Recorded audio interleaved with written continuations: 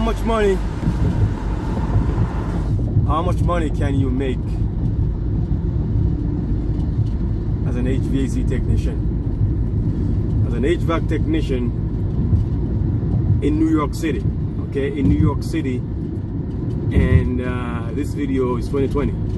The year is 2020. All right. How much money can an HVAC technician makes?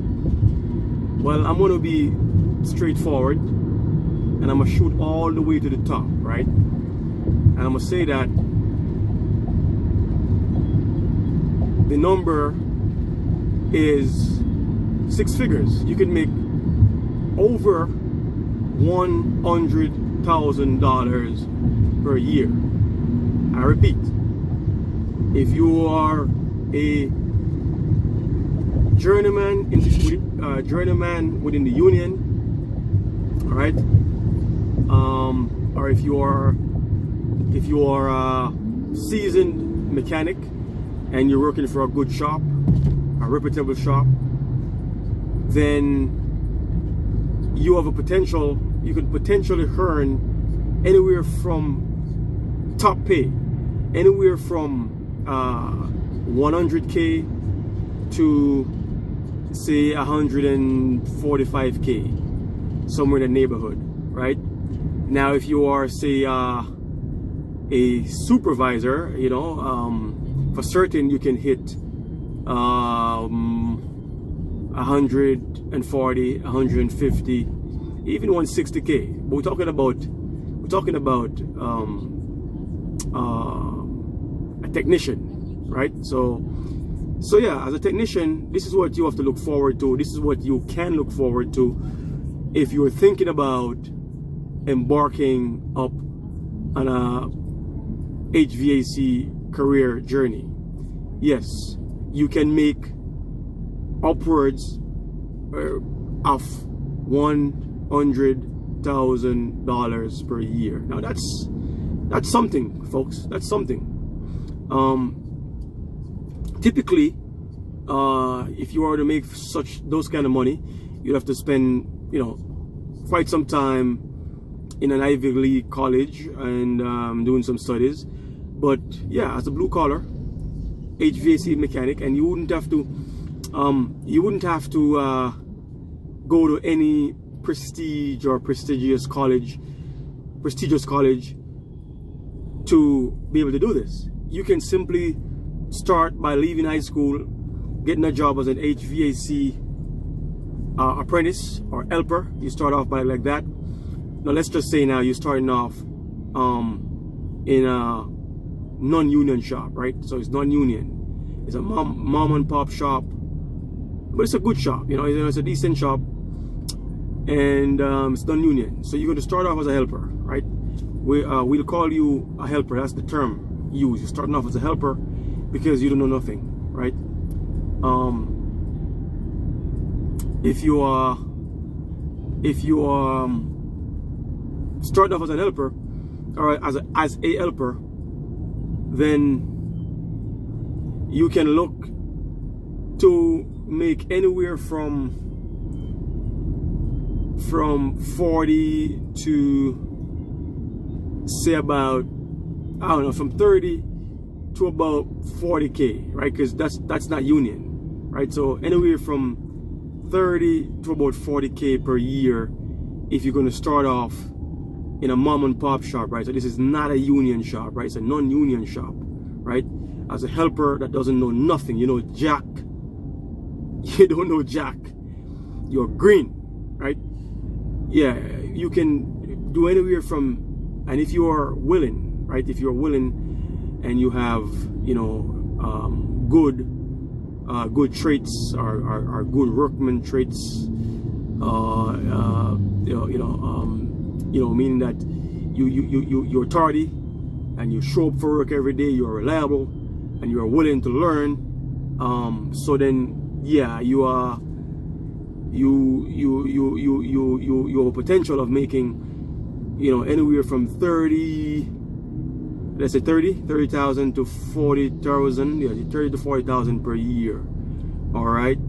Now, when you start off, your first year it's going to be more like 30,000. All right, and then after you start to, you know, prove yourself that you're reliable, you come to work every day, you're not a BS, no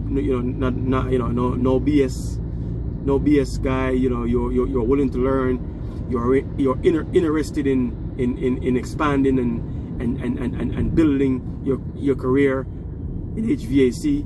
Yeah, so then, you know, you will move up to about, say, 40K, right, after a couple of years, right? Maybe 3 years you'll be at 40K, right?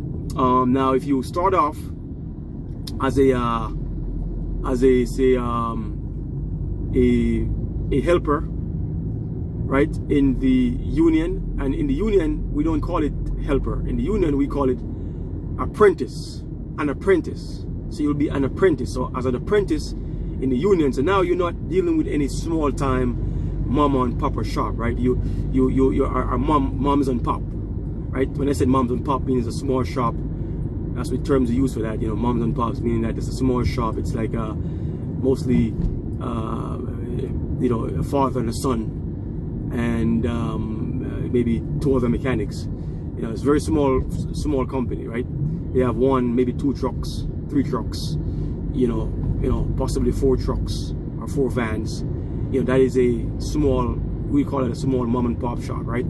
But now you started off, so you just started off. Now remember, as a full season mechanic, keep in mind, you can make, and this is 2020, New York City. As a matter of fact, before 2020, like 2017, I think, yeah, you could have made that number 6-figure in 2017, right? As a full season mechanic, or journeyman, or journeyman in the union. So yeah, you can hit 6-figure, and right now you can do better than 6-figure. I'm talking about 130, 140. You know what I'm saying? So yeah. So now back to what I was saying, right? So within a union company now, so it's a big, you know, reputable company, you know, a big shark or a big fish, you know. We're talking about 10, 15, 20, even 30 trucks, 100+ employees, a whole staff in the office, unionized company, right? So you started off as an apprentice, right? And they are gonna so you know jack squat, you know, I mean you're green, you know nothing, all right? So they're gonna put you as an apprentice, and they're gonna put you in the apprenticeship program. But that is after they try you out. When I say try you out, they want to know that you're not going to waste their time, right? So meaning that you got to be serious. Like you got to, the same thing. I mean, listen to this, guys. I mean, if you're serious about getting a career in HVAC, I mean, listen to what I'm saying here, because this is, I've been in this trade 15 years now, 15+ years, all right? And so I know I've started off myself at a mom and pop shop, and then 5 years into my career, I move on to the union shop. And then once I'm in the union shop, I became a supervisor. So I was involved with the hiring processes, I was involved with the firing processes, and so I know what the big companies and the big union companies look for, the criteria for, you know, a full-fledged mechanic or seasoned mechanic, or the criteria for a green guy, right? The green guy who don't know nothing, all right, no, zero. You ask them what a wrench is, adjustable wrenches, they have no idea what's an adjustable wrench. Some of these guys, you don't even know the damn screwdriver is, all right? So yeah, so I know the criteria. So listen to this, so you can learn from this, and you know, if you apply this, then you can become a success, and your journey as an HVAC career, or with your HVAC career, would be, you know, much more easier. It'll be straight to the top, right? So yeah, so back to what I was saying. So the basic that the company will be looking for is you know, that you have to be serious, because meaning that you come to work every day, you're tardy mean that you're on time, you are a respectable person, because we don't know damn things rattling. We don't know if you're a respectable individual. I mean, your character-wise, right? If you don't use profanity on the job sites, you know, you're on the job site and using profanity. You're talking on your phone. You know, we don't know. We can't tell that from an interview. So we're gonna give you like a 30-day, 60-day grace period. 60 days grace period where, you know, you'll be tested. You know, and that's what we're looking for. You're gonna come to work every day. Can we call you if we have an emergency to work some overtime? So you're gonna assist a journeyman or a seasoned mechanic. You're gonna assist. You're gonna be his helper or the apprentice on the job. You know, did you go and get your fire guard and your torch use permit within that 6-month period? You know, how assertive you are in acquiring those simple things. You know, we'll give you the letter to go down to the fire department and get that, you know, taken care of. So, you know, you do that. Your driver's license, is your driver's license clean? You know, stuff like that. You know what I'm saying? So, you know, we'll 6 months, and typically, I think right now in the union, New York City, you get started off. I think the rule is I think $16 per hour. Don't quote me on it because it's been a long time since, you know, I've been, you know, around those. As a matter of fact, when I came into the union, I didn't start off as an apprentice, because I was already 5 years and I was seasoned in the previous company, but it was a non-union company. It's non-union, so I was already making, you know, my salary was well above, you know, apprentice salary, and I was, you know, I was beyond my skill sets, or my skill level was well beyond apprentice. So I came in as a journeyman, right, as a full-fledged seasoned mechanic. But I think right now it's about $16 an hour. They start you off, and you get the raise every year, right? And when they start you off with that money,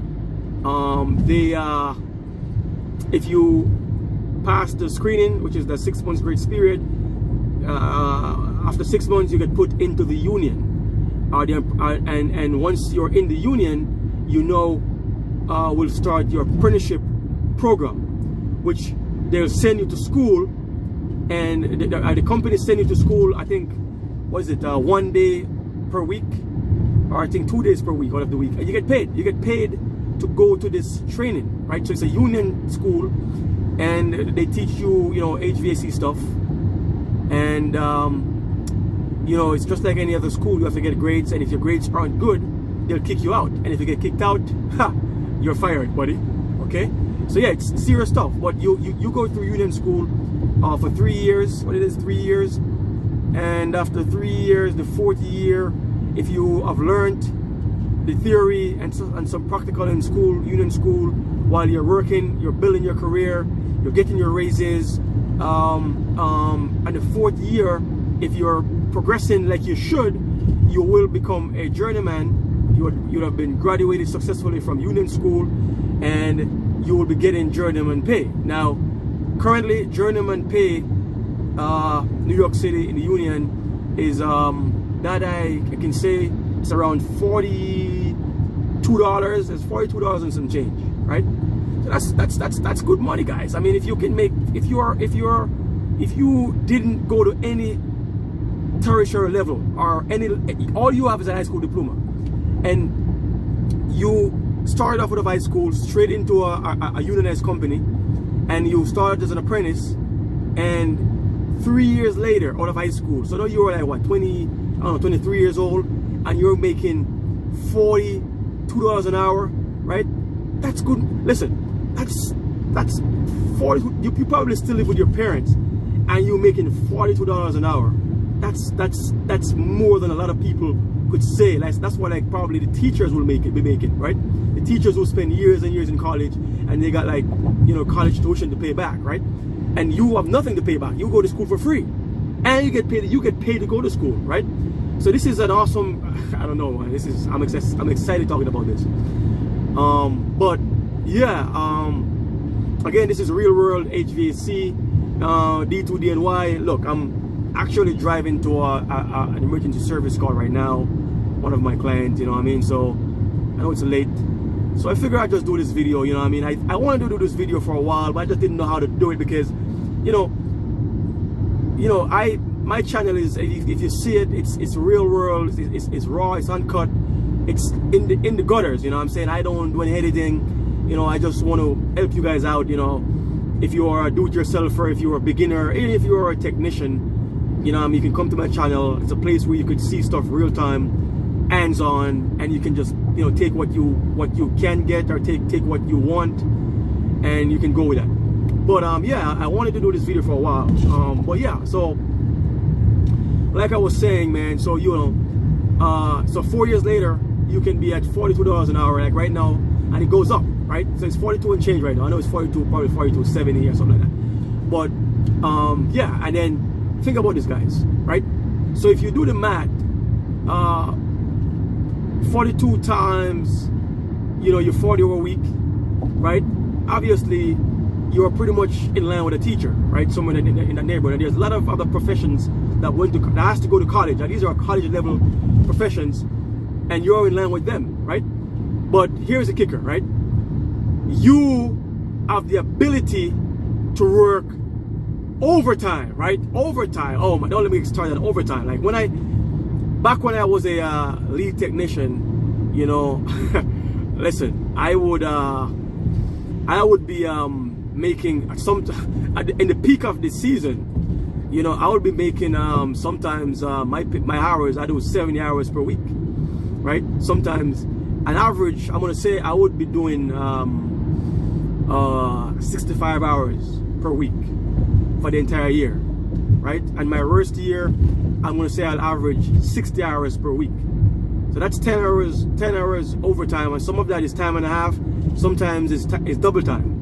Man, that's good money. So you think about it, $42 an hour, double time, that's 84 effing dollars per hour, right? And not to mention you're covered, you got all the benefits because you're in the union, right? So in the union, unlike the mom and pop shop, you get all the holidays off, you get all the benefits, you get all the coverage for your family. If you're married, your spouse is covered, your kids is covered, medical, dental, all that good stuff. And you got a pension. Oh my God, let me start with the pension. All right.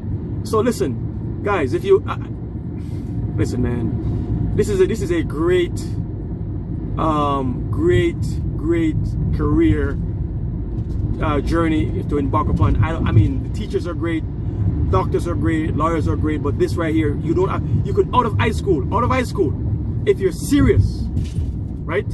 You go get your driver's license. That should be easy to get, right? Keep a clean driver's record. Like, make sure your record is clean record.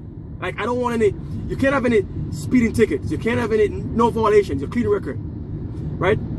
And just get a regular job, right? Just get a job at Target or Walmart or any, just a little BS job, just to show that, listen, you know, I could work, I can be reliable, I go to work every day, I'm serious about making I'm serious about earning a living or earning an income, because I've been working here for 6 months or a year, and you know, I have a steady work track record for going to work every day. So this is me right here. Boom, clean driver's license. That's all you need. Go apply at any union shop across New York City. I can't speak for Florida. I can't speak for any other states. But I know if you're in New Jersey, if you're in, you know, New York, it's gonna be pretty much the same thing. New York, New Jersey, it's gonna be, because you know, it's like a cross. I work in New Jersey sometimes. It's the same difference, right? But you know, if you're in another state, yeah, you can comment. You can comment in the comment section, and you know, just say, you know, how much, what's the top pay, the top mechanic. You know, how much you can make per year, yeah, the yearly salary for the top mechanic, and the starting salary for the, you know, the beginners. You know, like how much can you expect to make? All right, you can, you know, you can leave that in the comment section, right? Chime in. But yeah, I mean, this is a great play. And then if you're really good, then you can then venture off and start doing your own thing. You know, build your own clientele, and that's where the real money comes in, right? So yeah, so as a full mechanic, now you're gonna understand don't be super excited. You can be super excited about the 6 figures, making 120, 130, 140,000 per year. You can be super excited about that, but you got to remember, just like when you're at entry level, when you're coming in. Now, if you're invested in yourself, right, and you go to say a trade school, like I went to Apex myself, right? Apex, and I was all the way back in 2001, right? I went to Apex, and you know, Apex Technical School. But there's also TCI, and you know, I'm not really, you know, advertising for these guys. I mean, I'm not affiliated with either Apex nor any of these other technical institutes. But I went to Apex, and I know people who went to TCI, and I'm gonna tell you that if you can afford to do so, then go ahead and do it. And the reason why I said so is because